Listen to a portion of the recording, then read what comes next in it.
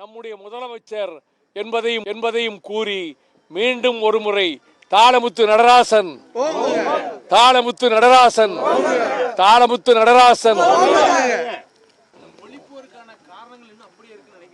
அப்படியே இருக்கு.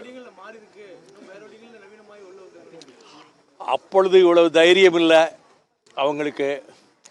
இப்ப இந்த இந்தி சமஸ்கிருதத்தை கொண்டு வரணும்னு நினைக்கக்கூடிய RSS, சனாதன தர்மத்தை காப்பாற்ற வேண்டும் என்று துடிக்கின்ற வர்ணாசிரம தர்மத்தினுடைய வாரிசுகள் இந்தியை எப்படியாவது சமஸ்கிருதத்தை கொண்டு வந்து திணித்து விடலாம் என்று நினைக்கிறார்கள். இதுதான் கால வித்தியாசம். ஆனால் அதே நேரத்தில் ஒரு வலுவான அரசு அமைந்திருக்கிறது. கொள்கை வழி நடக்கின்ற திராவிட மாடல் அரசு நடக்கிறது.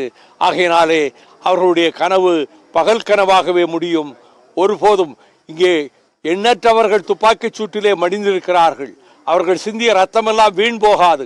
அந்த தியாகத்தின் அடிப்படையிலே சொல்லுகிறேன்,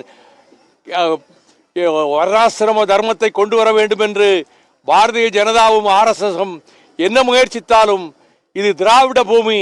தந்தை பெரியார் பேரறிஞர் அண்ணா அவர்கள் உணர்வுகளை விதைத்த பூமி, டாக்டர் கலைஞர் வளர்த்த பூமி. இங்கே இந்தியை சமஸ்கிருதத்தை நுழைய விட மாட்டோம். இருக்காங்களே, இன்னைக்கே நிறைய இளைஞர்கள் வந்திருக்காங்களே. இடையில கொஞ்சம் டல்லா இருந்தது. இப்போ மீண்டும் அவங்க வேகமாக திணிக்க ஆரம்பித்த உடனே வேகம் வந்துடுச்சு.